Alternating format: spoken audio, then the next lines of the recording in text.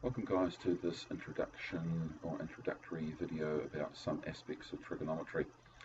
Now what we're going to be having a look at today is a few aspects of two trig graphs, the sine and cosine graph, and things like the tangent graph and other trig function graphs we're not going to worry too much about in this particular unit.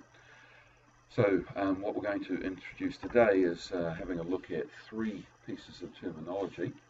So what I've got here is I've got Graphmatica open, which I hope you've downloaded. I've got along the x-axis here it divided up into quarter fractions of pi, and if you are using Graphmatica, go options, graph paper, and choose trig here. I've also got the vertical axis going up to 2 and down to -2.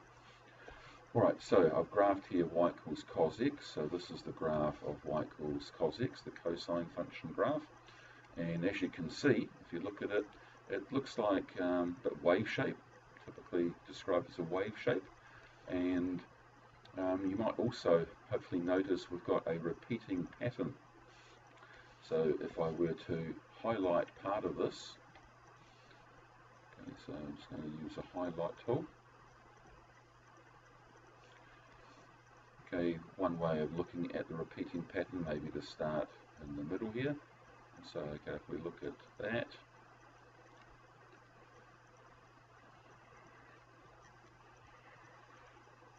okay, that section is then being repeated. So if we start from here, that would then repeat out this way. You might notice we've got the same part here being repeated over this way. Of course you could have started here and said, well, we've got that part repeated, and that's fine as well. But pretty typically for the cosine function we do start in the middle there and sort of refer to things from there. So we've got a repeating pattern, that's one observation. Okay, now there's something about that repeating pattern, it actually has a name. Okay, and if we look at, starting once again from the middle here as a reference, how many radians did it take before that pattern would start repeating again? Well, we've got from here all the way across to here, that number of radians before this pattern would start to repeat again this way. And that is called the period of the graph. And we measure that in whatever we've got the x-axis in. In this case, it's radians. Other times it could be something else. If we were graphing, I know, height of a tide against time, well then the period would be measured in time. Okay, so that's one thing. Another thing you might notice is that we sort of seem to have this baseline, very roughly sort of indicating the baseline, which is in fact just the x-axis. It's very, very rough. But the whole graph seems to revolve around that x-axis.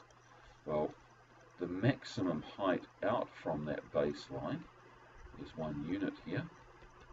You could also say, well, that's the maximum distance down to the bottommost point. Also 1 unit here. Well, that distance from the baseline, either out to the maximum point, this one, or down to a minimum point, okay, is called the amplitude. And here you might notice it's 1. And this doesn't actually have any units for amplitude. It's simply the distance, how far out. Okay, and one last thing I'll mention, and you see this in your workbook or your trig book that you're going to get, is called the frequency. Now, we don't often talk about that in calculus, but it does come up in physics quite a bit. And what it refers to is, well, how many of these repeating patterns were we able to fit into 2 pi radians? Well, as you can see, there's only one of them. So we can say here the frequency is 1. Okay, if I clear that and then we go and have a look at the sine function quickly. Just get back to proper mouse pointer. So let's clear this and put in y equals sine x. Okay, you can see this is a very similar sort of curve. Once again, a wave curve, whereas the cosine function started here. This particular one is starting,